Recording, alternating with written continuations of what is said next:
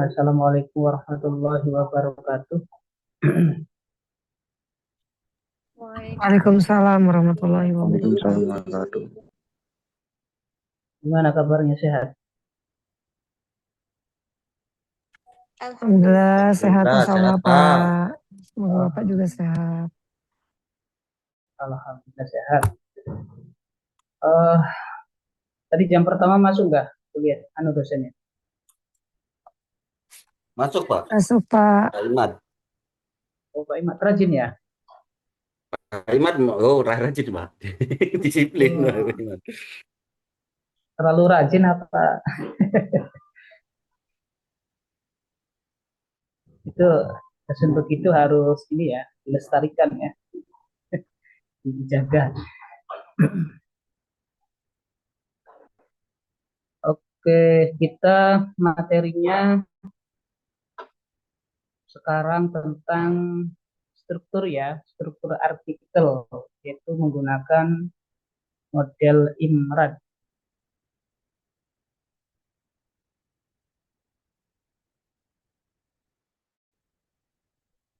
Sudah ada yang pernah kenal dengan struktur anatomi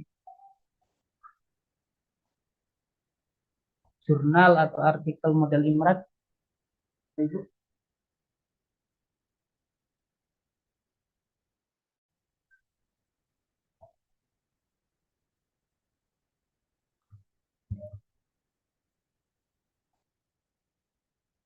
Oke, ini materi untuk pertemuan ke-9 dan 11 ya. Mungkin nanti untuk prakteknya bisa lanjut minggu depan.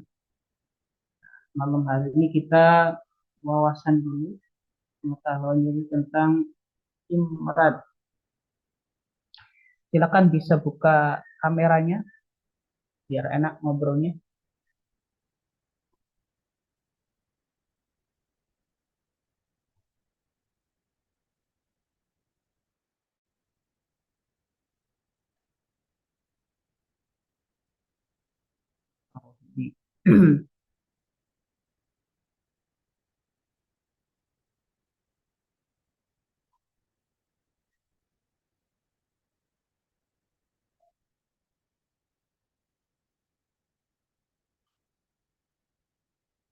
Udah kelihatan ya, Kang Rohendi, materinya?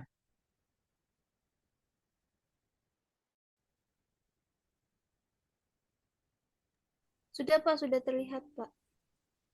Oke, udah terlihat ya. Nggih. Baik. Menyusun artikel ilmiah seringkali terasa berat. Bukan berat, pusing ya. Jangankan Anda, kelas dosen aja kadang-kadang pusing. Nggak tahu yang dipikirkan apa.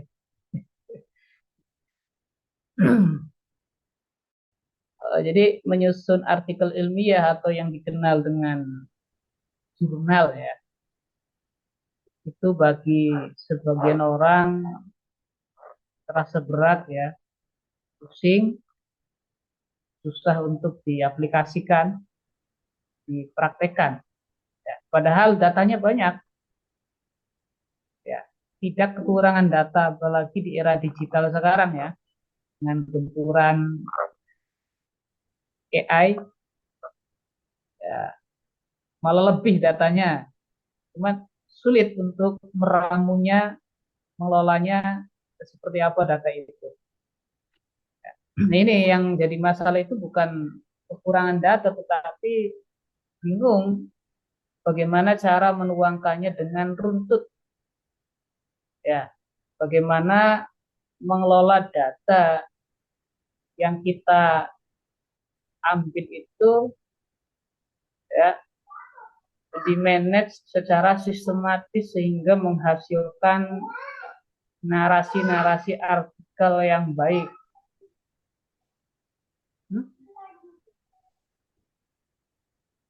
Bentar.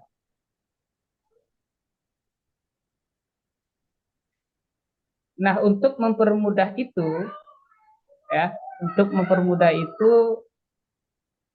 maka ada format standar yang diakui secara global sebagai salah satu alternatif untuk mempermudah, bukan mempragmatisme ya, mempermudah dalam menyusun artikel atau jurnal, itu yang disebut dengan model IMRAD. Nah, isinya ada, IMRAD itu singkatan dari 4 hal, ya, I itu introduction, pendahuluan, kemudian method, cara, kemudian ada result, hasil, kemudian ada discussion, yaitu pembahasan. Jadi IMRAD itu format yang diakui, format penulisan jurnal yang diakui secara global, yang isinya 4 hal tadi. Kalau kita melihat jurnal-jurnal, format jurnal masa lalu sebelum munculnya IMRAD, itu sangat rumit sekali dan mungkin memiliki halaman yang sangat banyak sekali ya. Kalau IMRAD itu kan paling banyak 6 sampai 12 halaman lah. Kira-kira seperti itu. Jadi sangat simpel karena yang penting ya, yang penting di dalam IMRAD itu mengandung 4 hal tadi.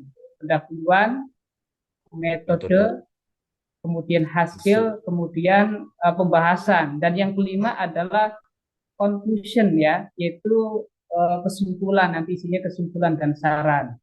Tuh. Oke. Kang Rohendi, jurnalnya pakai IMRAD nggak? Pakai Pak, pakai Pak. Oh, pakai IMRAD ya.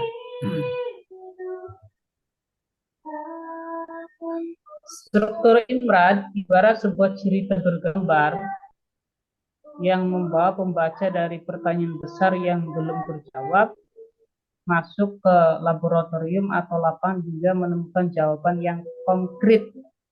Jadi kalau kita lihat struktur IMRAD ini dari hal yang umum ya, kemudian merujuk kepada hal yang khusus. Jadi semacam metode induksi yang dilakukan oleh Imam Syafi'i ya, istiqro itu ketika untuk menentukan masa haid, kemudian ada macam-macam darah haid. Jadi kalau kita lihat strukturnya itu sepertinya menggunakan metode induksi. Ini di bawah ada anatominya, strukturnya. Ini menurut Verblas, struktur IMRAD itu logika berpikirnya mengikuti pola jam pasir ya. Ini bisa Anda lihat. Ini nggak bisa, struktur ini nggak bisa dibolak-balik ya. Tapi dalam praktek penulisannya ya bisa aja kemudian Anda yang didahulukan metodenya dulu, atau hasilnya dulu, atau kesimpulannya dulu. Barangkali sudah tahu kesimpulannya apa, nggak ada masalah. Tetapi ketika tulisan itu kemudian dijadikan sebuah jurnal, ya maka harus mengikuti struktur anatomi ini. Jadi pertama pendahuluan dulu, kemudian metode, kemudian hasil, kemudian pembahasan. Jadi ini kayak semacam sumber hukum Islam bolak-balik gitu loh, walaupun nggak bisa disamakan. Jadi Al-Quran dulu, hadis dulu, kemudian secara penggunaannya ijma baru qiyas. Nah ini sama ya, dalam menulisnya itu ya intro dulu, metode, baru kemudian hasil, baru kemudian pembahasan. Ini nggak bisa dibolak-balik. Nah, pendahuluan itu bersifat makro, luas, isinya tentang latar belakang dan masalah dunia. Jadi Anda nanti merumuskan latar belakang itu di dalam pendahuluan ini nanti dari LBM, kemudian kira-kira teori yang dibangun itu apa, kemudian rumusan masalahnya seperti apa, itu nanti ada di bagian pendahuluan. Kemudian yang kedua adalah metode. Ini juga bersifat mikro ya, lebih spesifik. Kalau tadi pendahuluan makro dari hal Anda mengungkapkan, menarasikan dari hal yang umum sampai ke hal yang khusus. Kemudian yang kedua, metode itu bersifat mikro, ya, lebih sempit, ya. Artinya metode apa yang Anda gunakan dalam penelitian itu nanti diungkapkan di bagian metode ini, termasuk objek, kemudian tempat lokus penelitian misalkan, kemudian teknik pengumpulan data menggunakan apa, apakah menggunakan observasi, apakah menggunakan wawancara, atau menggunakan angket misalkan, itu nanti dipaparkan di bagian metode, ya. Kemudian yang ketiga ada hasil, ya, itu bersifat mikro, spesifik, apa yang Anda temukan. Jadi temuan Anda selama di lapangan melakukan penelitian itu nanti diungkapkan di bagian yang ketiga ini, ya, di bagian hasil ini, ya. Nah, dari bagian hasil ini kemudian Anda kembangkan di diskusi, di pembahasan, ya. Kira-kira temuan itu mau diapakan? Ya, kira-kira temuan itu mau diapakan? Itu nanti di bagian bagian pembahasan yang keempat ini. Kira-kira itu struktur anatomi daripada model penulisan jurnal berbasis IMRAD, ya. Ini penjelasan detailnya di sini. Introduction, pendahuluan. Pertanyaan inti, mengapa penelitian ini penting untuk dilakukan? Nah, itu nanti Anda deskripsikan di dalam pendahuluan ini. Ya, artinya bagaimana pendahuluan itu bisa meyakinkan pembaca. Ya, tentu saja nanti cara menyusunnya bisa menggunakan formula ini. Ya, KERS, ya. Pertama, membangun wilayah penelitian, tunjukkan bahwa topik ini penting, menarik, atau sedang hangat dibicarakan di dunia akademik. Jadi Anda harus mencari topik yang bersifat common see, yang membuat orang itu penasaran. Jangan melakukan penelitian yang sudah diteliti oleh banyak peneliti. Itu dianggapnya tidak menarik, gitu loh. Ya. Jadi Anda harus bisa membangun narasi itu di dalam pendahuluan, ya, supaya orang ini dari judulnya aja sudah, wah, ini kayaknya menarik nih untuk dibaca, apalagi lihat di pendahuluannya. Kemudian yang kedua, ya, menemukan celah, ya, tunjukkan apa yang belum diketahui oleh peneliti terdahulu. Di sini letak kebaruan Anda, apa masalahnya, mengapa penelitian terdahulu belum cukup untuk menjawabnya. Kalaupun, ya, Anda meneliti topik yang sudah pernah diteliti, tetapi kira-kira penelitian ini menjadi lebih menarik, gitu loh, dari peneliti sebelumnya. Yaitu diantaranya adalah ada beberapa hal yang memang belum terjawab oleh penelitian terdahulu. Gitu. Oke. Kemudian yang ketiga, mengisi celah. Nyatakan dengan tegas tujuan penelitian Anda untuk menjawab masalah tersebut. Jadi kalau Anda meneliti tetapi tidak bisa memberikan rekomendasi, ya, solusi dari penelitian Anda, ya, maka dianggap percuma. Berarti Anda sama saja kemudian hanya mengembangkan, tetapi tidak bisa memberikan solusi atas penelitian Anda itu sendiri. Jadi di antara mengapa Anda harus meneliti, ya, tujuannya adalah supaya penelitian Anda itu hasilnya bisa menjadi rekomendasi bagi banyak orang, bisa lembaga yang terkait, bisa akademisi, bisa juga orang lain, itu loh. Ya, itu yang paling penting. Jadi kalau menggunakan formula KERS, isinya 3, membangun wilayah penelitian, menemukan celah, mengisi celah. Nah, jadi ketiga hal itu harus hadir di dalam pendahuluan. Mengapa? Ya supaya nanti orang itu tertarik untuk membaca penelitian Anda.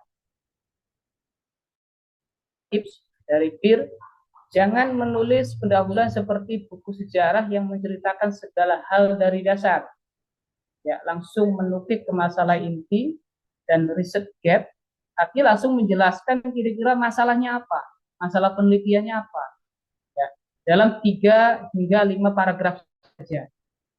Jadi menjelaskan hal umumnya satu paragraf, kemudian paragraf kedua, ketiga, atau keempat, atau sampai kelima itu ya ke riset gap tadi, sudah ke masalah inti, masalah penelitian yang sedang Anda lakukan. Oke, kemudian itu soal pendahuluan ya. Kemudian yang kedua, ya, yang kedua adalah metode ya, metode atau cara. Pertanyaan inti, bagaimana cara Anda menjawab pertanyaan penelitian tersebut? Nah, ini terkait soal metode yang digunakan oleh Anda dalam melakukan penelitian. Ini bagian ini harus ditulis dengan prinsip replikabilitas. Artinya, jika peneliti lain membaca bagian ini, mereka harus bisa menduplikasi penelitian Anda dengan hasil yang mirip. Bagian ini biasanya berisi desain penelitian. Itu kira-kira pendekatan yang Anda gunakan apa? Apakah jenis kualitatif, apakah kuantitatif, apakah keduanya kuantitatif, nah, atau misalkan PTK, penelitian tindakan kelas. Nah, itu nanti harus dijelaskan di dalam bagian metode ini, itu tentang desain penelitian.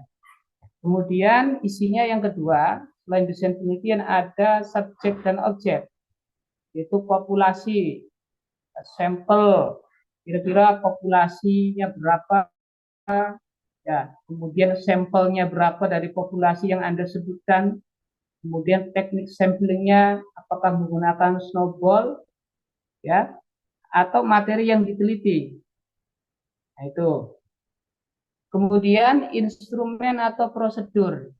Ya, alat apa yang digunakan untuk mengumpulkan data dan bagaimana tahapan dijalankannya. Ini kan terkait soal pengumpulan data. Apakah Anda menggunakan opsi? Ya, apakah observasinya observasi tertutup atau observasi mendalam? Ya. Kemudian kalau menggunakan wawancara, wawancaranya seperti apa? Berarti harus ada pedoman wawancaranya. Itu kan metode-metode itu biasanya yang digunakan dalam penelitian kualitatif. Tapi kalau Anda menggunakan kuantitatif berarti misalkan menggunakan angket dan lain sebagainya. Kemudian yang terakhir adalah analisis data. Bagaimana data yang terkumpul tersebut diolah menggunakan uji statistik. Ini kalau Anda kuantitatif berarti kan menggunakan uji statistik. Ya, itu. Jadi kira-kira analisis data yang Anda gunakan apa? Itu nanti harus dituangkan di sini. Jadi kira-kira isi dari pembahas bagian metode ini 4 hal: desain penelitian, kemudian subjek atau objek, instrumen dan prosedur, dan analisis data.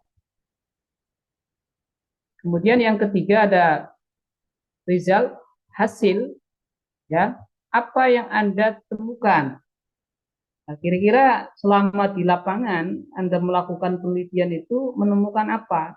Nah, hasil temuan itu Anda paparkan di sini di hasil ini ya, di bagian hasil ini.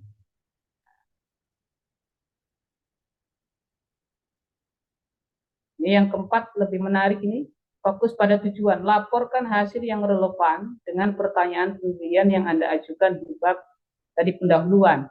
Jadi jangan sampai antara hasil dengan rumusan masalah yang Anda narasikan di bagian pendahuluan itu bertentangan, kontradiksi, berarti itu nggak relevan, nggak nyambung. Nah, itu nanti masalah nanti di pembahasannya.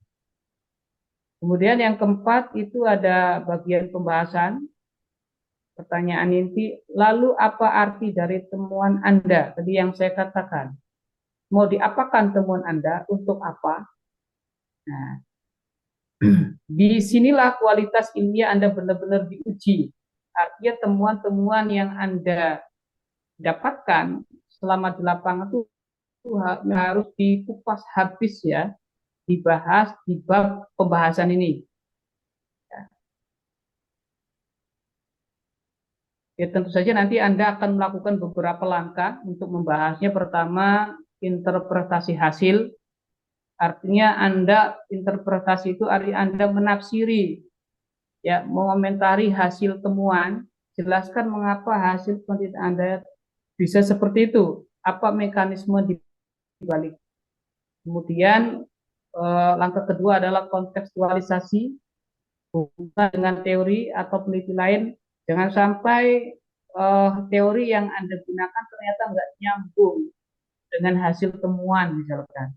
Berarti kalau nggak nyambung, maka teorinya harus dirubah, diganti. Ya, supaya nanti relevan dengan temuan itu. Kemudian keterbatasan penelitian. Akui secara jujur batasan dari riset Anda, misal jumlah sampel terbatas, kendala waktu, ini justru meningkatkan kredibilitas Anda di mata reviewer. Jadi kalau Anda menemukan kendala-kendala selama penelitian, maka bisa diungkapkan di pembahasan ini. Jadi memang harus terbuka ya, harus jujur ya. Kemudian yang terakhir ada kesimpulan dan saran. Ini sangat umum sekali.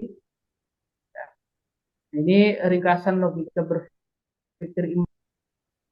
Ya, kalau di pendahuluan fokus utamanya masalah teori pendukung dan kesenjangan riset ya tadi, riset gap itu. Kemudian waktu kalimat untuk fakta umum tadi menjelaskan dulu fakta secara umum, kemudian ke past tense, kemudian kemudian ke hal yang khusus yang disebut dengan riset terdahulu. Kemudian metode, alat, kira instrumen, metode yang digunakan apa, bahan, subjek, kemudian tahapan kerjanya seperti apa, ya, kemudian waktu kalimat karena aktivitas sudah selesai dilakukan, kemudian ada hasil, fakta umum, data, tren, angka, atau narasi kunci.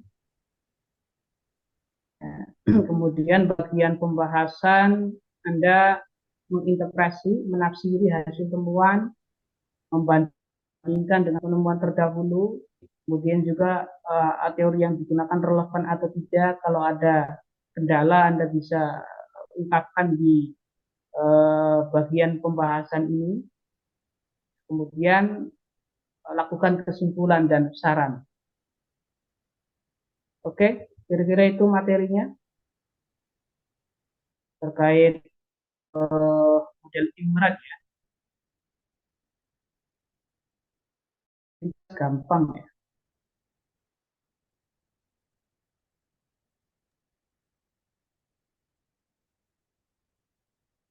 Izin bertanya, Pak. Oh, itu. Silakan Abdul Manaf dulu. Mas Abdul Manaf, silakan. Wow. Iya Pak, ini saya kan juga ada temen ya Pak yang sudah S2 tuh. Kadang kalau teman saya lagi bimbingan tuh saya suka nguping tuh Pak. Terus kadang suka tanya-tanya ke saya, itu di pendahuluan itu diawali dengan general statement. Terus setelah general statement itu SOTA, state of art. Terus abis state of art itu kan ada research gap. Terus setelah ada research gap, eh, ada gap ya, ada gap. Terus setelahnya apa gitu Pak. Nah, itu teknik penyusunan di pendahuluan ya Pak ya.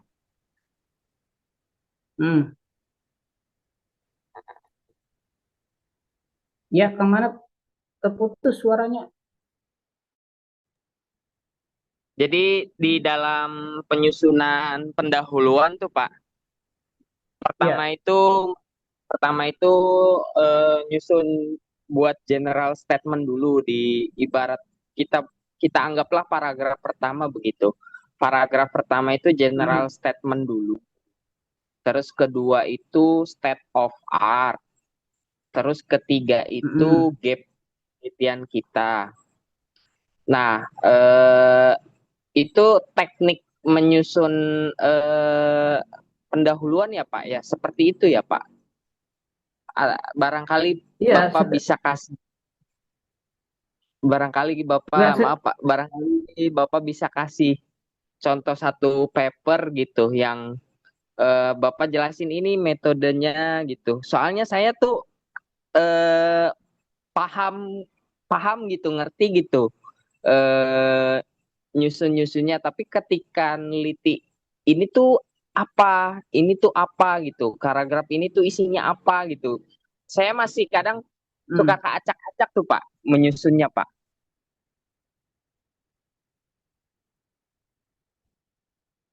yaitu sebenarnya memang kekurangan kita itu tadi membaca anatomi ya, ya. Jadi agak acak-acak gitu. Nah, ini ada template-nya ya. Jadi sebenarnya di template itu ada panduannya, yang mana udah kelihatan ya. Ini dari jurnal Yudhistira, jurnal Jurisprudensi Hukum dan Peradilan. Ini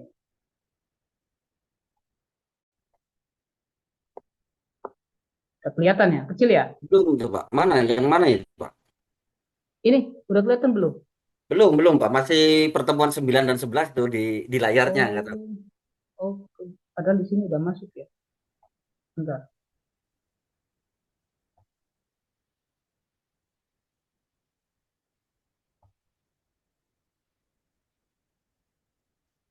Nah, ini udah masuk. Nah, ini masuk Pak, betul. Oke, kelihatan ya. Ya kelihatan Pak. Ini template-nya. Jadi memang Yudhistira ya. yang perlu kita ketahui itu kalau nulis jurnal itu harus ada template satu. Ya, kita mau Iya, berkunjung ke betul. jurnal yang mana nih? Ya, jadi jangan sampai kita ngambil jurnal Yudhistira tapi diuploadnya disubmitnya bukan ke jurnal si Yudhistira ya nanti salah gitu. Walaupun sama-sama menggunakan Imrat, tetapi nanti secara template kan ada settingan yang berbeda. Itu yang nanti akan tertolak ya, akan salah kamar itu. Ini untuk judul itu harus ringkas, minimal 16 kata ya. Kapital huruf pertama ini nama tanpa gelar. Ini boleh ya, 5 orang. Nanti Iya, institusinya apa, kemudian alamat email. Tentu saja nanti Anda kalau melihat template jurnal yang lain secara tampilan ada yang sedikit berbeda ya. Tetapi iya. yang paling penting isinya adalah imrat misalnya strukturnya. Ini, ini abstrak ya. Ini kurang gede ya, Cukup Pak. Udah kelihatan ya. cukup kelihatan. Ini abstrak berisi mengenai lingkup pembahasan dari artikel lingkup kajian, metode. Jadi ringkasan ya, ringkasan dari isi artikel itu ya. Panjangnya antara 150 150 sampai sampai. 200 kata ya. Kemudian ada keyword, kata kunci bisa berisi 3 sampai 5 kata kunci. Biasanya abstrak itu ada yang berbahasa Indonesia, ada yang berbahasa Inggris, bisa dua-duanya. Kadang satu bahasa Inggris saja, tergantung permintaan dari jurnal ya. Nah ini kemudian di pendahuluan, nah, ini bagian ini berisi narasi pendahuluan yang memandu penulis untuk mengelaborasi gagasan yang akan disampaikan. Tadi sebenarnya hampir sama persis seperti yang disampaikan oleh Kang Manap ya. Diskursus pendahulu ini penting agar didapatkan publikasi. Tadi kalau menggunakan CARS itu berarti kan harus ada 4 hal ya.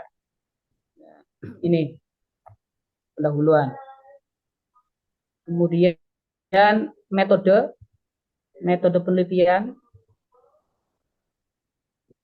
Nah, ini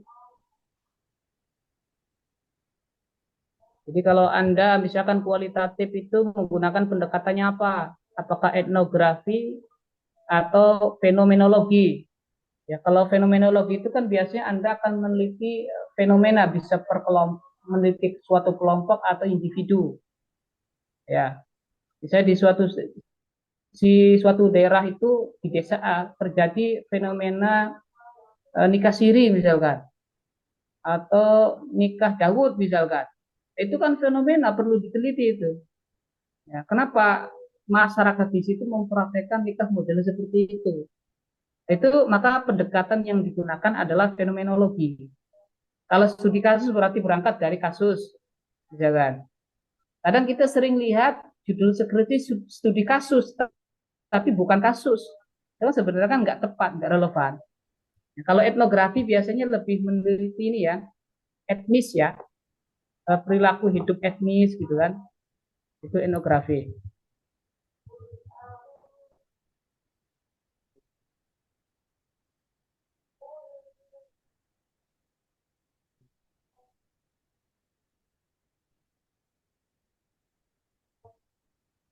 Kemudian pembahasan, ini Anda lihat, nah ini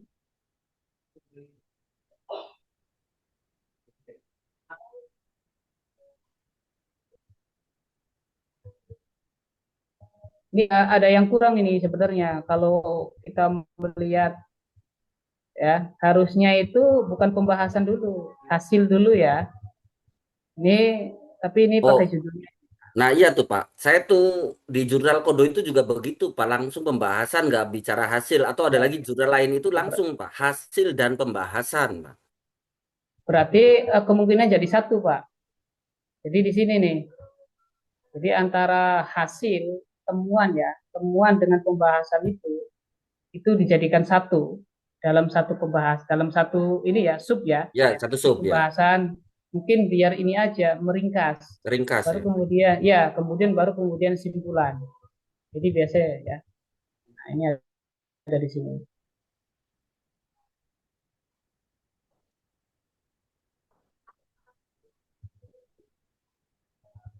Baru daftar pustaka. Ini daftar pustakanya bisa Anda manual, bisa menggunakan Zotero atau Mendeley. Ini juga sebenarnya kalau kita lihat dari model kutipannya, ini kan menggunakan inut ya. Kutipannya itu tergantung ya, nanti tergantung jurnalnya. Ada ya nih, di sini misalkan penulisan dalam jurnal penelitian menggunakan model inut. Jadi buka kurung seperti ini. Kalau menggunakan footnote ya berarti menggunakan footnote tergantung instruksi dari template yang ada di jurnal itu. Jadi kita harus mengikuti gitu loh. Jadi memang kalau pengutipannya menggunakan inut, ya maka kita harus menggunakan inut seperti ini. Jadi sebenarnya kalau kita mau paham betul terkait menulis selain wawasan tadi, Anda juga harus seringkali membaca template jurnal. Kira-kira pendahuluan itu isinya apa, kemudian metode itu isinya apa, kemudian hasil dan pembahasan itu isinya apa, baru kesimpulan isinya apa. Ya, kalau kita nggak memahami itu, asal nulis saja atau copy paste, ya mungkin kita dianggap ini ya mengikuti orang-orang, tetapi kita nggak tahu cara menulisnya seperti apa. Taklid buta lah, kira-kira seperti itu. Nah, ini misalkan ada jurnalnya nih, Yudhistira nih. Ini, nah ini.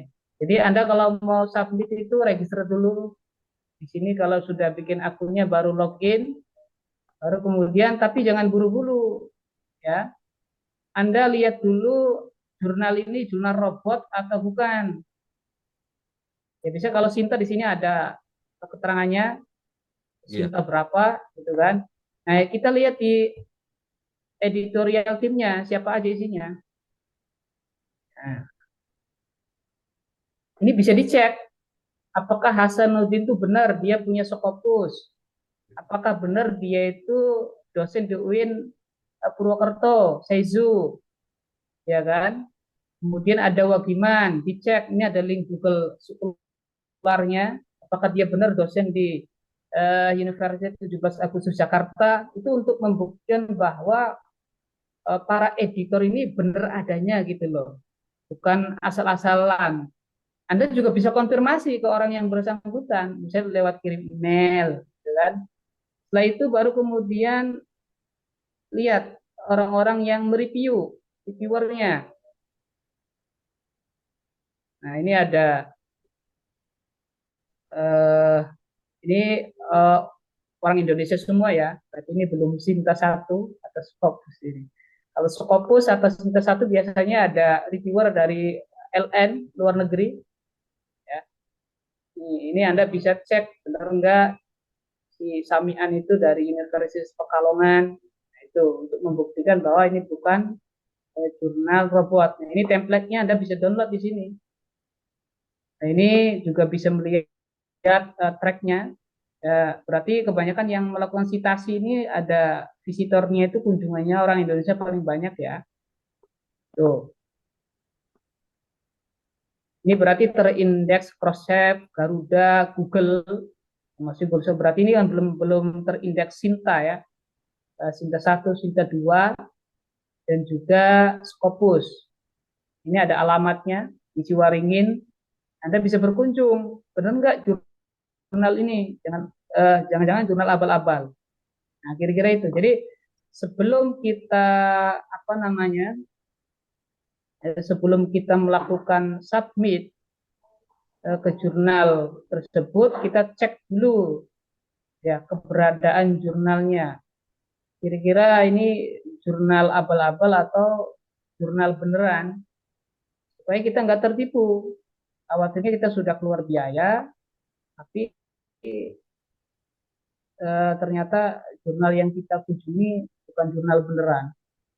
Itu kan merugikan kita. Itu ya, teman-teman.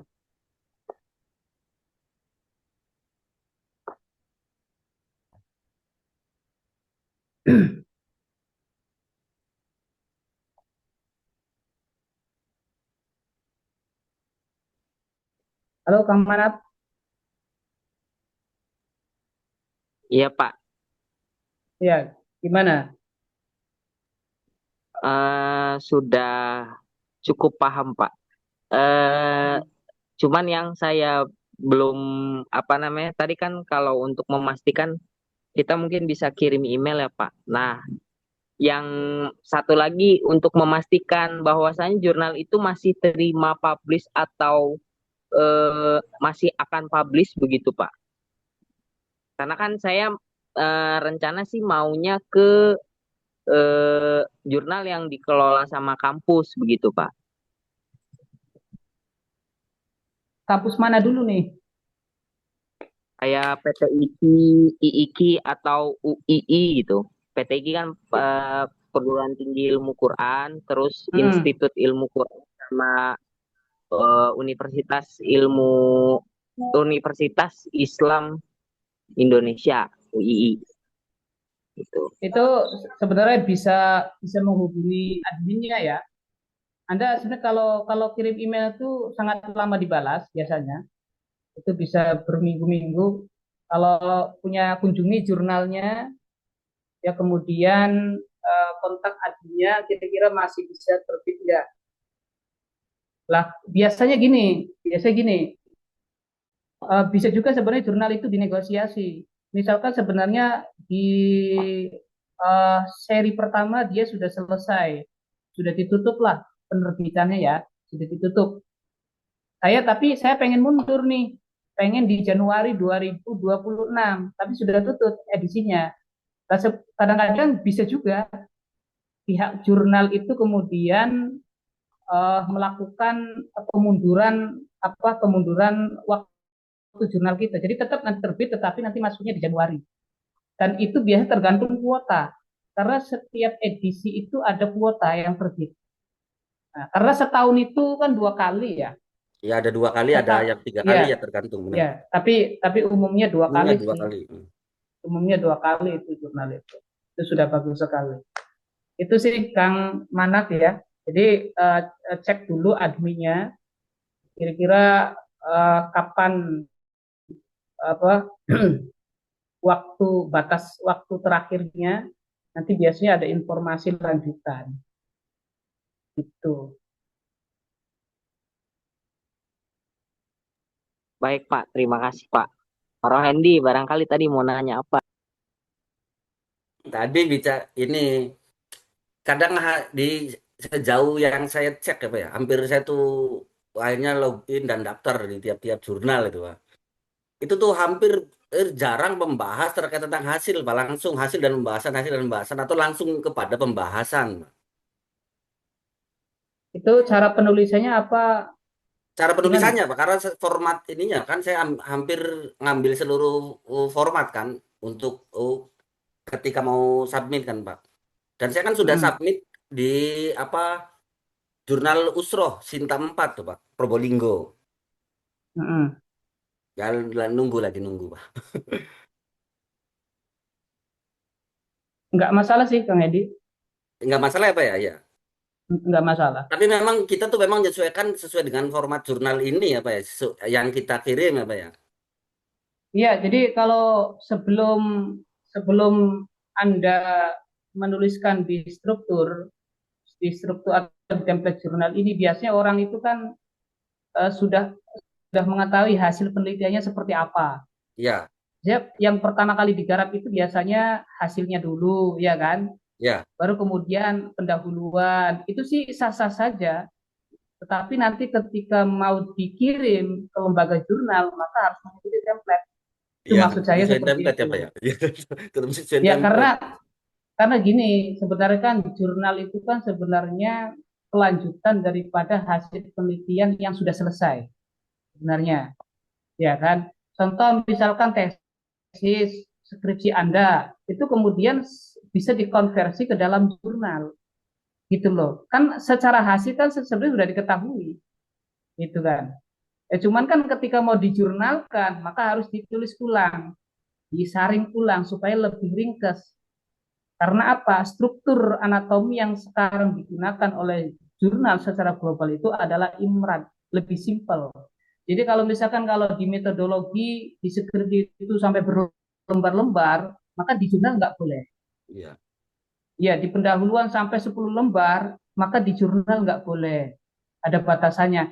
iya, Itu kenapa? Kenapa di jurnal itu harus simple? Ya supaya memanjakan pembaca. Jadi kalau terlalu banyak halaman, ya buruk-buruk yang membaca kan? Itu maksudnya seperti itu. Coba Anda cek jurnal yang Scopus. Itu kadang-kadang paling sedikit 6 lembar, betul, ada Pak. lembar, Itu dia, gitu Pak. kan? Kadang tuh memang, tapi di sana kan biasanya kan ada aturannya. Memang mungkin ya jurnal-jurnal juga karena ini penulisan jangan dianggap main-main, makanya kan ada minimal sekian kata 5.000 kata mulai atau 6.000 kata. Iya.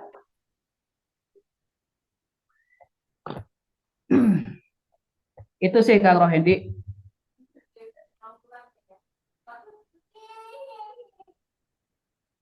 Ini nanti tugas akhirnya udah dibagi kelompok Kang Hendi. Oh, belum, Pak, belum, Pak. Ya gimana tuh gimana tugas? Ya Pembagian tugas tugasnya. tugas akhirnya bikin jurnal. Siap, siap. Nah, Ya, saya tuh ada jurnal jurnal yang terbit non Sinta, Pak. nggak masalah. Yang Nggak masalah, Pak penting ya. Nah, jurnal, dan ya satu nggak lagi harus tuh ini, Pak, udah submit, ya nunggu ini. Nu- saya udah sepekan ya. Pasan saya udah nggak sabar dicek kok belum dibuka-buka ya. Terus lagi ini Pak masalah, misal kita mau naikin Sinta, saya kan mau ngirim ke Sinta 2 Pak ya. Ternyata kan hmm, referensi juga kan harus tuh misal dari Sinta 1 atau Scopus ya Pak ya. hmm. Apa Scopus tuh berbayar? Nggak juga. Ada yang nggak berbayar. Justru kebanyakan Scopus itu nggak berbayar. Tetapi ya Terbatas sangat, mungkin ya. Referensinya bukan ya Pak ya. terbatas. Bukan terbatas. Memang ketat kalau yang nggak berbayar itu.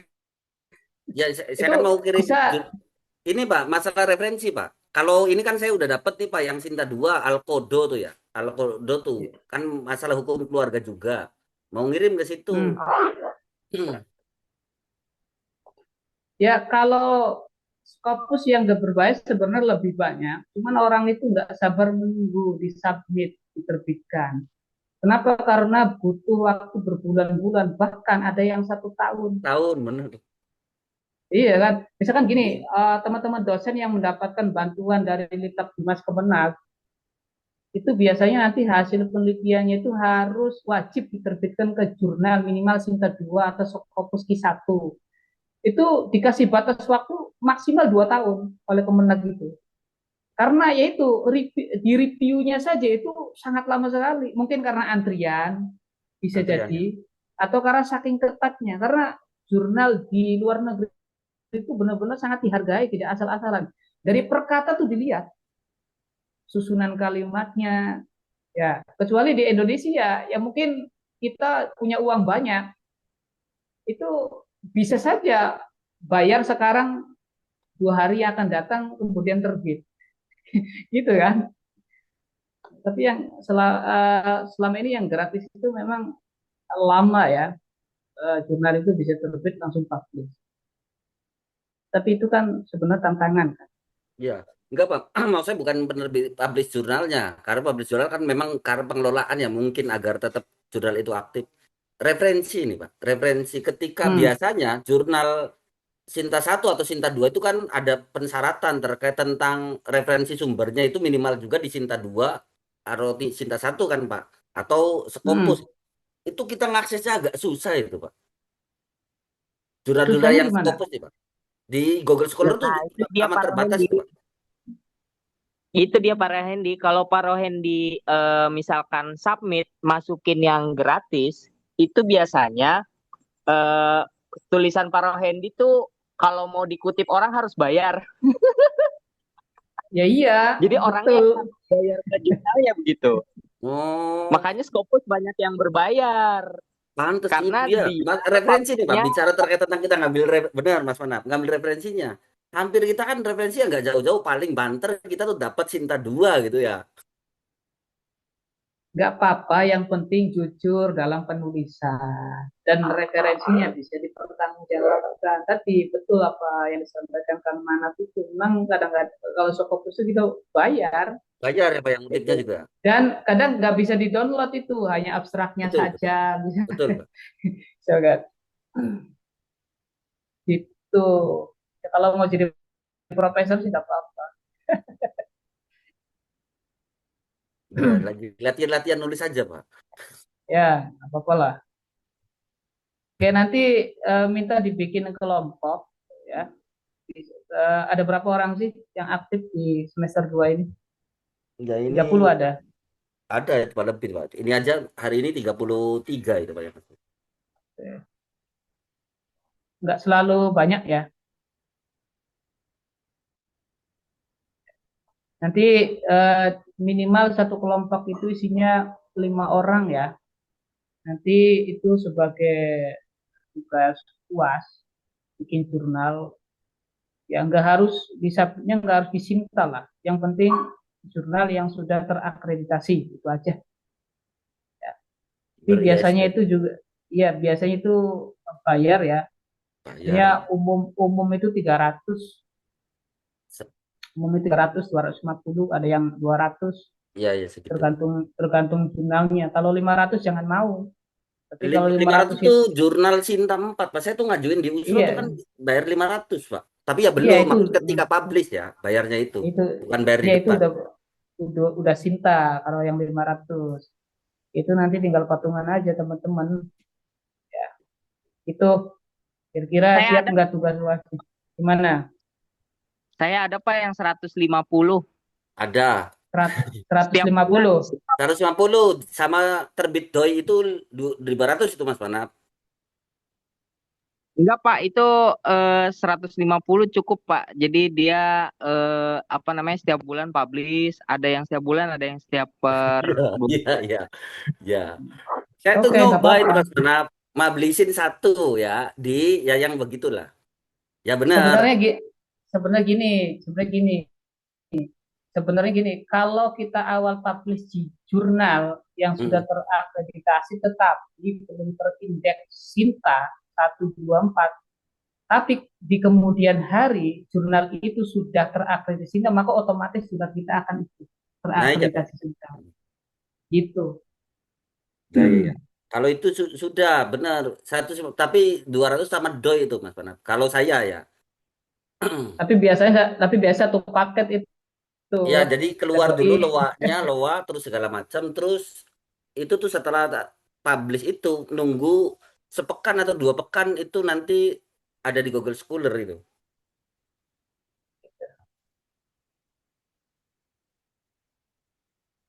Oke, setuju ya. tugas UASnya itu ya. Ya itu teman-teman tanyain Pak teman-teman. Yang lain gimana?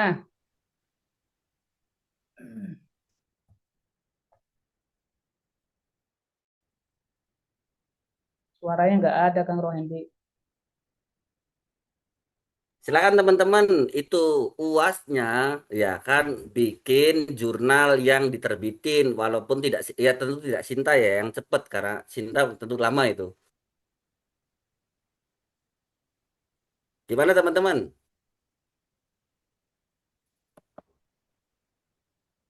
Itu Mas Manap kan sudah terbit itu Pak. Ya, itu kan bukan kelompok. Oh bukan kelompok ya kelompok ini sekarang. Ya, kelompok lah. Jadi Kelompok kenapa, Pak? nanti ya yang murah saja, cari yang murah. Iya Syukur-syukur iya. ada yang gratis. Nanti terserah pilihan jurnalnya mau jurnal yang apa, Apa saja itu berarti bebas. bebas siapa mau predator mau apa segala macam itu.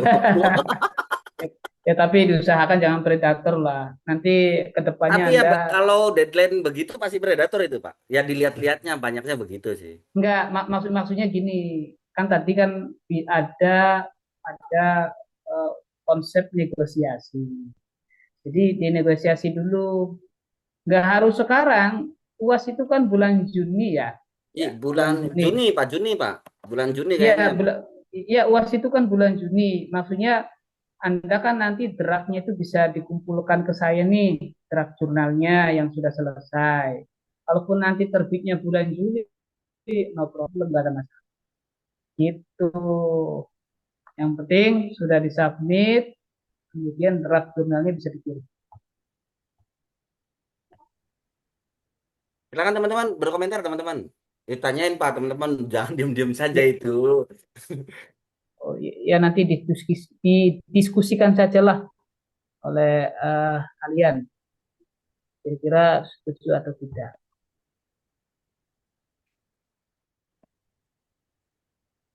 Oke, masih ada yang ditanyakan soal Imrat ini?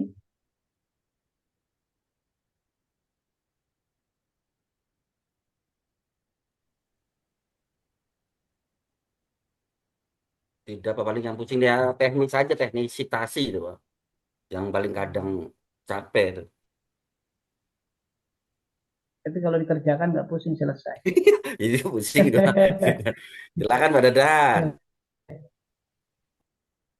Ya, Silakan silakan. ya, Assalamualaikum warahmatullahi wabarakatuh. Salam. Waalaikumsalam. Yang pertama nanti untuk pembagian kelompok, Pak Hendi dan Pak Manap jangan satu kelompok. Jadi berbagi lah, berbagi. Siap-siap. Ya, Ada nanti kan ada Pak Husni kan, nanti bisa di-share lah ketua-ketua yang ininya punya pengalamannya gitu kan. Eh, terus tentang tadi yang sudah dipaparkan. Saya tadi ingin ke judul Pak ya, ke judul.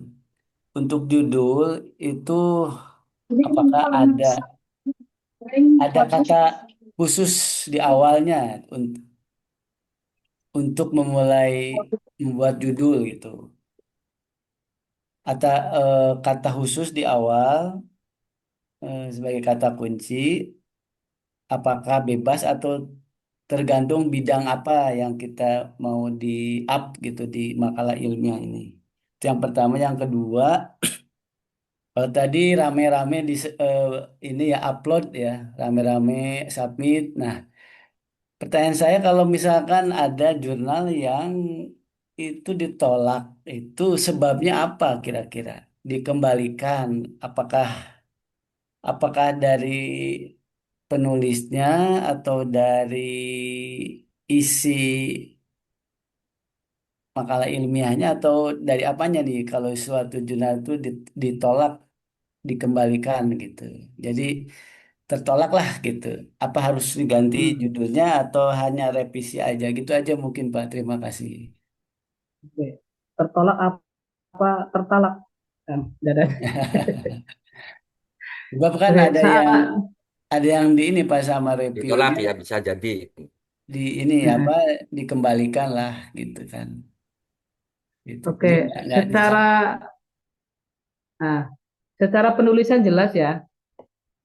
Secara penulisan judul di sini biasanya di masing-masing template itu sudah ada aturannya. Kemudian yang paling penting selain ini, judul itu sesuai bidang, ya, bidang dan juga sesuai dengan jurnalnya apa. Ya ini kan jurnalnya tentang hukum ya. Jadi kalau misalkan di sininya tentang pendidikan Islam, yang nggak masuk pasti akan tertolak. Satu, nah terkait dengan jawaban pertanyaan kedua tuh. Jadi kenapa jurnal seseorang itu ditolak? Pertama isinya nggak sesuai dengan jurnal yang dia kunjungi.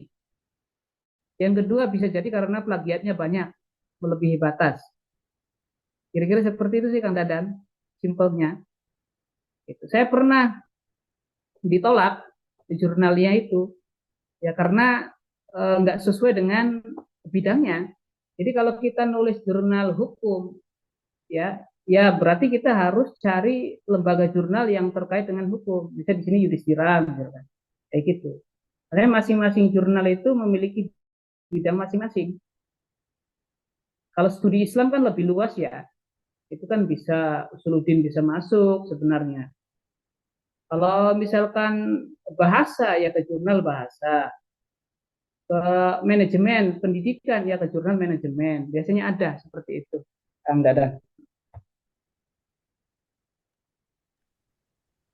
Mungkin template dari jurnal tersebut ya Pak. Iya, ini template ini kan menggambarkan lembaga jurnalnya. Jurnal ini bidang apa, ya kan? Itu sih. terus Nah, ini Pak, apa pernah ada seorang penulis di blacklist? Misalkan kalau di dunia ekonomi itu kan ada Oh iya ada, iya ada benar. BI check, Jadi ada di BI backlist checking, selaku BI penulis ya Pak. checking. Ya, BI checking kan kalau ada orang yang bermasalah dengan bank tuh kan di blacklist, jadi tidak bisa hmm, lagi berurusan dengan perbankan.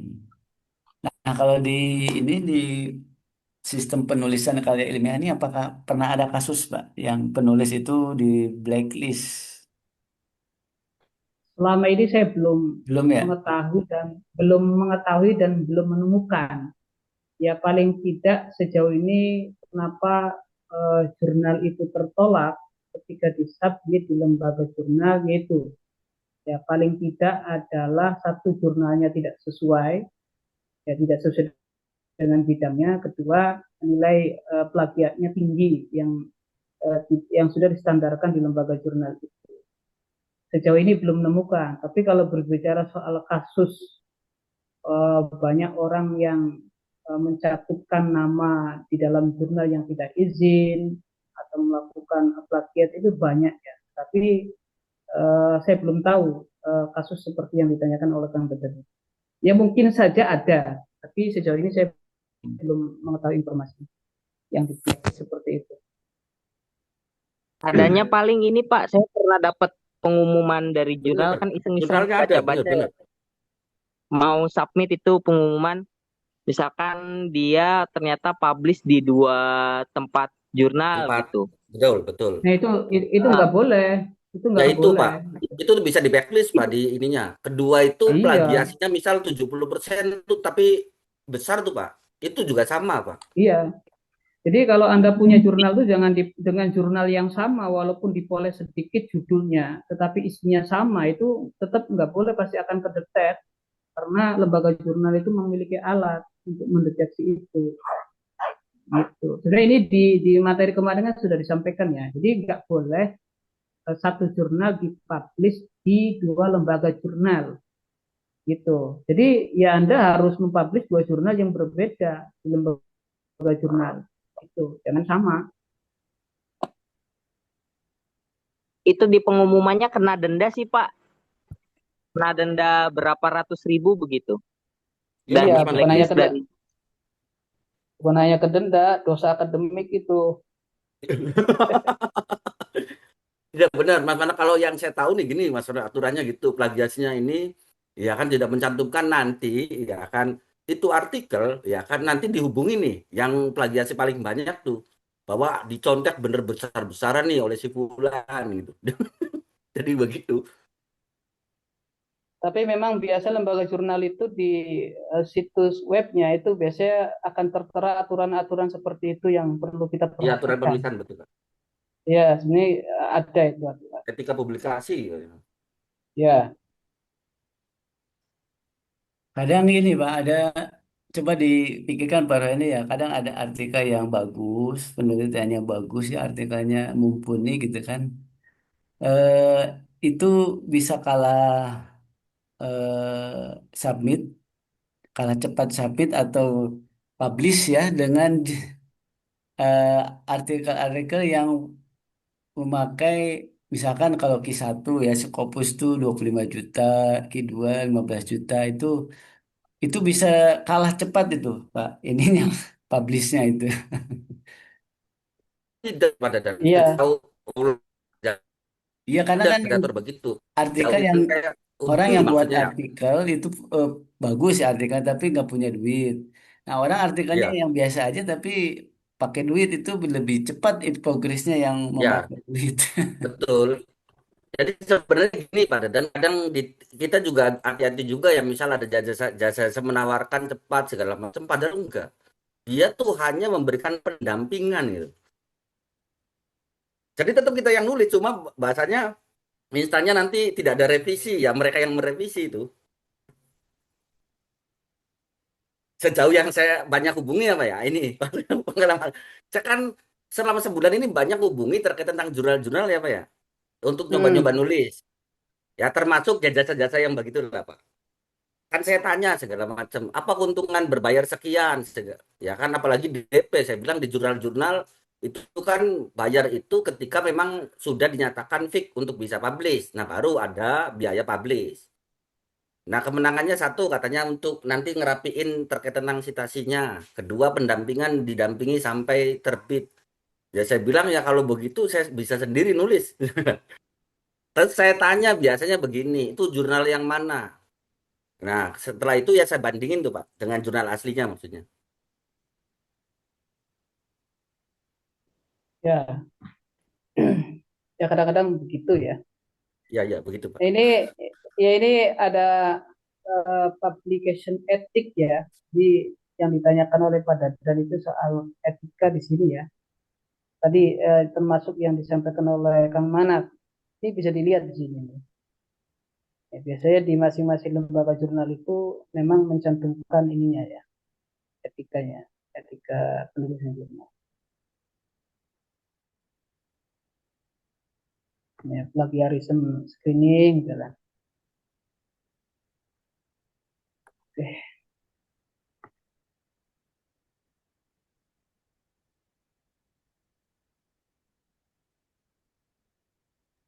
Ini kalau mahasiswa yang dapat beasiswa, Pak, biasanya artikel yang publish di jurnal itu kan dia pakai uang sendiri dulu. Itu enaknya kalau udah beasiswa itu nanti kalau sudah publish itu dirembes di apa? Diganti uangnya sama misalnya kalau ada itu kan BPI sama LPDP itu bisa diganti, dirembes orang apa mahasiswa beasiswa itu. Kecuali kalau Iya, mandiri ya memang berat. tapi LPDP juga berat itu harus lulus tepat waktu. Kalau nggak lulus tepat waktu, ya harus suruh ganti uang beasiswanya. Kalau yang dibayarin itu biasanya dosen doang, Pak. Enggak, mahasiswa juga ada. Oh, mahasiswa juga ada ya, Pak? Itu disediakan Ada. dari kampus bentuk hibah atau bentuk apa, Pak? Yang apa? Yang LPDP dah? Iya, Pak, yang bantuan untuk publish seperti itu, Pak. Ya kalau biasanya kalau kampus jarang ya. Kampus-kampus membiayai itu jarang. Karena biasanya pos anggarannya juga sedikit. Itu bisa kalau dia S1-nya LPDP, itu biasanya ada tuntutan untuk tugas akhirnya itu selain skripsi, itu juga nanti dalam bentuk jurnal. Jangankan ya sekarang kan hampir semua lulusan itu juga harus menyetorkan jurnal wajib, baik S1 maupun S2. Kalau di sekolah-sekolah negeri ya.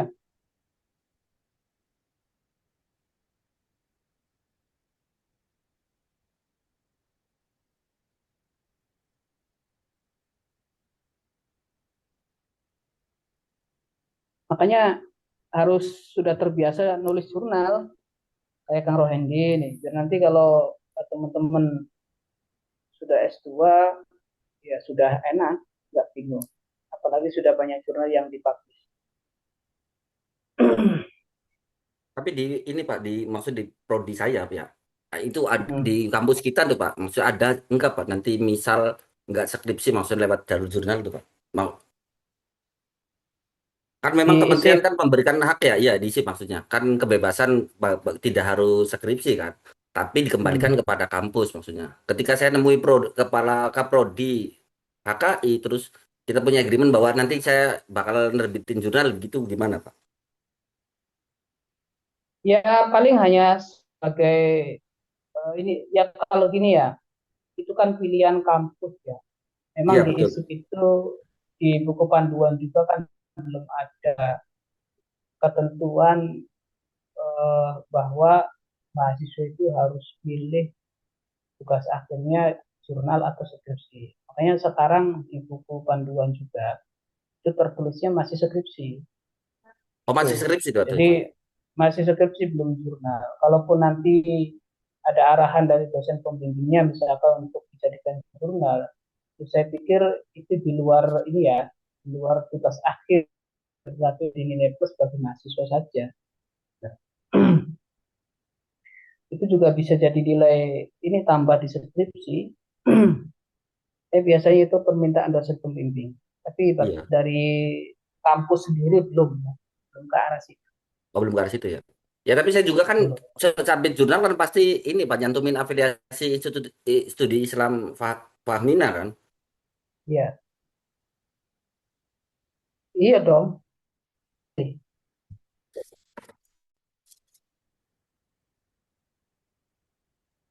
Skripsi Pak Mungkin Hendi nemuin mungkin nemuin buat kaprodi skripsi. ya. Ya saya tuh aduh saya tuh mau nganggur tuh di semester 6 tuh maksudnya. Gitu Pak. Kecuali 3 jurnal lah. Iya. Bahkan saya tuh pada dan bukan ini ya sudah bikin roadmap terkait tentang HKI itu ya. Ya memang saya tuh pengennya per semester atau per 3 bulan lah nulis jadi bener mateng ya. Terus juga lama ya, terkait tentang ini tuh apa di ceknya itu kan lama tuh. Iya, itu masalahnya adalah karena di reviewnya itu lama. Jadi khawatirnya nanti nggak pas waktunya gitu.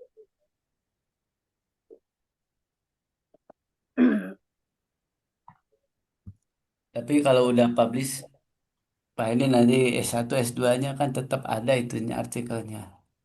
Itu ngecek Tapi artikel di, Ya, namanya di ya mana? tetap ada benar. Jadi ada gini Pak sebenarnya ada saya tuh begini. Oh pertama kita terbitin jurnal walaupun nggak berbayar benar.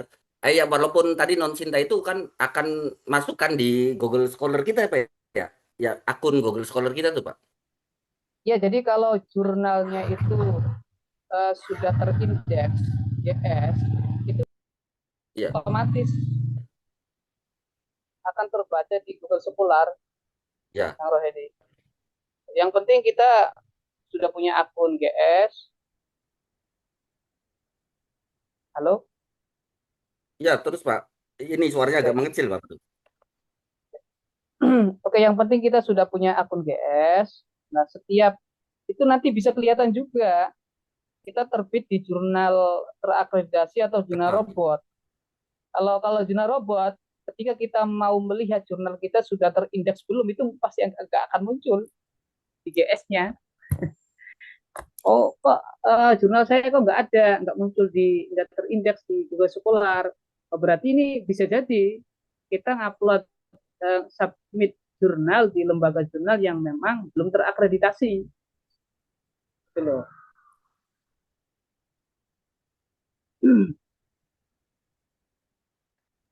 Saya aja Pak itu sampai LOA terbit itu sebulan Pak. Ya, itu LO juga kan sebagai bukti ya, karena nggak Ya sembarang betul. Kalau lembaga LO jurnal ya itu bisa. itu dia Pak, maksud saya itu punya pengalaman tuh begitu Pak. Yang berbayar itu ya maksudnya yang tadi yang mencinta itu Pak. Kan LOA keluar. Bayar LOA keluar tuh bayar 150. Terus lagi ada aturan Hmm. untuk mengaktifkan doi doi itu ya kan bayar 50.000. Nah, nanti nunggu sepekan sampai 2 pekan terindeks di Google Scholar. Ya sebenarnya kalau kalau lembaga jurnal sudah terakreditasi itu nggak perlu mengaktifkan doi, itu sudah otomatis. Oh, sudah tahu. Oh, berarti tambahan tuh ya.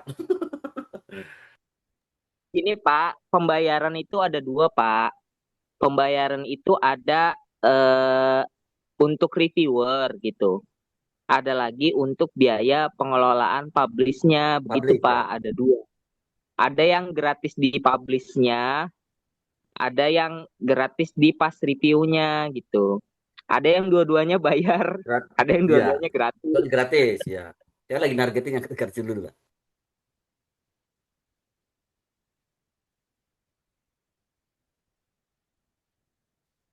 Ya sudah nanti teman-teman dibikin kelompoknya ya. Itu terkait UAS yang mata kuliah ini, apakah tugasnya membuat artikel atau sampai publish di masing-masing? Enggak, jadi yang penting apa bahwa kan bisa jadi belum publish nih ketika kita Ya, UAS nih, selesai. tapi nggak ada UAS, maksudnya tinggal ngirim apa ya, ngirim bukti bahwa kita sudah submit artikel ke jurnal tertentu begitu, anu Pak Kamali. Sebentar, sebentar. Masih kedengaran nggak suara saya? Masih Pak, masih terdengar Pak. Ya tadi gimana? Ya jadi begini Pak, kan bisa jadi kan yang ada yang terbitnya kan belum terbit nih Pak, belum publish maksudnya ketika UAS, tapi sudah submit, Hmm. maka mengirimkan terkait tentang bukti submit plus ya kan artikel yang sudah dikirim di jurnal tertentu. Betul nggak Ya begitu? nggak apa-apa, nggak masalah. Tuh, begitu Pak Dadan. Jadi tidak harus publish. Yang penting, maksudnya syukur-syukur sudah publish. Walaupun belum publish pun, mengirimkan bukti bahwa kita sudah submit ke jurnal tertentu, Hmm. kemudian mengirimkan artikelnya kepada dosen. Begitu, Bapak Kamali. Oke, ya gitu aja. Untuk penulis pertama, kedua, ketiga, dan seterusnya itu gimana? Oh, Ya kan kalau ini kelompok itu loh, kan tidak masalah kelompok itu. berarti. Kalau ini Maksudnya mah nggak masalah Pak Dadan. kalau Karena penulis dia, satu, kalau non cinta itu dia tidak punya nilai sebenarnya Pak Dadan. ya maksudnya kalau penulis satu apa bobotnya lebih tinggi daripada penulis kelima atau sama aja semuanya ya? Sama aja Kalau menurut lah. saya sama aja sih. Latihan mah Nanti Pak, ya. saya yang Pak, nanti saya penulis terakhir aja nggak apa-apa. Oh, berarti Siap, 6 siap. sama Kamali, Bapak Kamali dimasukin ya. Iya dong. Ya nanti minta ini namanya saja Pak. Hmm. Oh iya, terus terakhir Pak, ini Pak, sebelum kita lanjut untuk menyelesaikan ini, cara begini Pak, mahasiswa di PJJ ini Pak, kita tuh masih punya ini Pak, di nilai Pak, nilai yang belum keluar Pak di bahasa Hmm. Arab. Hmm. Ya saya udah sampaikan kemarin, cuman kan nanti dibukanya itu ketika semester ke-6, jadi nggak bisa dibuka. Jadi nanti akan diperbaharui di semester ke-6. Ya, tapi Udah. dijanjikan keluar ya Pak. Maksudnya begini Pak, kita tuh Ins- khawatir, sebenarnya khawatir begini maksudnya Pak ya. Khawatir ketika semester 6 kita ada susulan mata kuliah gitu Pak. Yang harusnya kita misal bikin skripsi, malah ada susulan mata kuliah gitu Pak.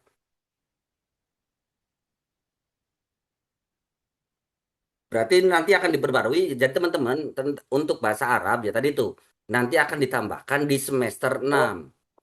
Udah keluar kan? Begitu Pak. Udah keluar ke belum?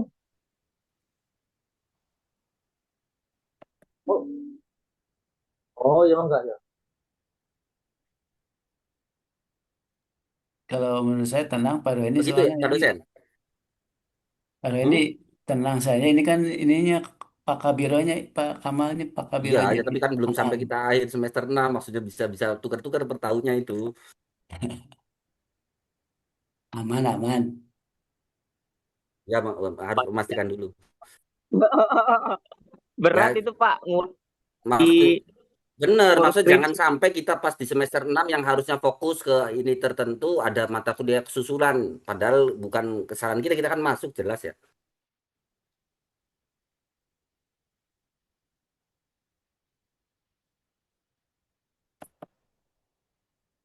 Terus juga ada beberapa mahasiswa yang memang belum full itu Pak. Ini nilainya Pak. Contoh terkait tentang ibadah. Ibadah itu kan awalnya kan nggak masuk tuh Pak di SKS. Cuma ada yang dapat nilai, ada yang enggak. Itu gimana Pak ya?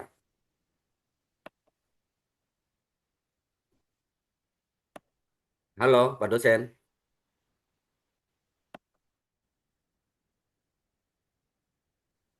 Sepertinya lagi ada tamu itu Pak dosen.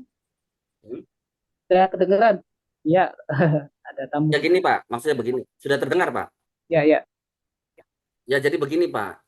Di PBJJ juga ini kan terkait tentang mata kuliah ibadah nih Pak. Mata kuliah ibadah itu Mm-mm. kan di hari Sabtu ya Pak, ya.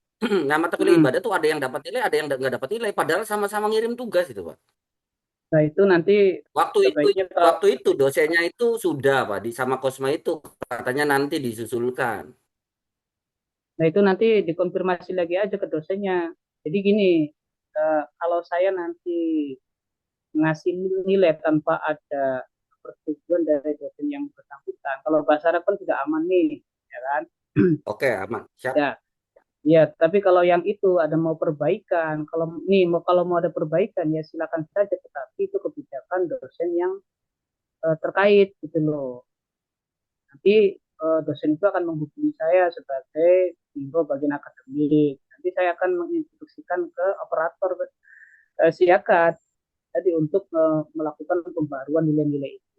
Gitu. Sebenarnya nilai itu C itu sebenarnya sudah lulus sih, nggak ada masalah. Yang masalah itu ketika cek min ya, ya minimal C atau B itu sudah bagus sebenarnya. Rohen. Ya, siap Pak. Halo, ya. Ya, ya terdengar Pak, betul betul terdengar. Jadi tinggal itu saja. Jadi hubungi. Ini Kosma hubungi lagi terkait tentang Ibu Latifahnya ya, terkait tentang MK ibadah itu. Maksudnya ada yang dapat nilai, ada yang nggak dapat nilai. Ya, nanti Waktu gini, nanti awal-awal tuh gini, nanti gini Kang Hendy. gimana Pak? Nanti ke depan itu ada semester pendek ya. Tapi itu biasanya berbayar. Biasanya nanti akan dilakukan di liburan semester genap yang 2 bulan itu. Jadi nanti barangkali teman-teman dosen udah nggak mau ngasih nilai nih ya, karena kan dosen kan mungkin punya argumen sendiri, punya bukti sendiri misalkan, dan memang mahasiswanya misalnya nggak mengerjakan, tapi dia pengen memperbaiki nilai, ya maka bisa ikut SP gitu loh. Ya Halo, semester pendek, ya siapa? Siapa? ya Oh, semester kalau itu kan yang ingin pendek itu, memperbaiki nilai apa ya? Ingin memperbaiki nilai, misal yang E atau D ingin up nilai iya kan Pak. Nah, ya kalau itu bisa memang itu kan gimana? ya ini kan misal ibadah Pak. Ibadah itu kan jelas ya Pak ya. Dosennya menjanjikan akan memberikan nilai itu Pak. Karena semua Hmm. mahasiswa PJJ itu kan ngirim tugasnya Pak. Tapi sampai hari Ya ini kok belum ada pembaruan juga ya? dikonfirmasi aja dulu. Sebenarnya kan masing-masing dosen itu kan bisa input nilai sendiri di siakat ya, tanpa keterlibatan orang lain karena dia kan punya akunnya. Jadi sebaiknya dikonfirmasi lagi, Kang Hendi barangkali lupa untuk apa? Setiap praktek ibadah itu kan sebenarnya ini ya tidak Ya termasuk bukan, ya enggak masuk. tidak masuk SKS, betul Pak, betul. Iya, sebenarnya tidak masuk SKS itu. Jadi Tapi jangan salah Pak, uh, awal waktu pertemuan begini dosennya bilang begini Pak. Semua juga ingat, masalah begini, ketika Anda tidak mengikuti, maka Anda akan mengulang nih di mata kuliah ini. ya ini aja dikonfirmasi lagi Bu Latifatul Janah ya, Latifah ya. Latifatul Janahnya, Ya, bukan Siti Latifah, Latifatul Janah itu ya. dikonfirmasi lagi terkait soal tadi barangkali lupa. Jadi beliau itu kan dosen senior juga tuh di UIN Cirebon. Dia memang spesialisnya di bahasa Arab dan di PPTQ ya, di tahsin Quran kira-kira itu. Iya Pak. Siapa? Kosma Oke, denger kan? kita cukup Anu, denger ya. ya, ini siapa?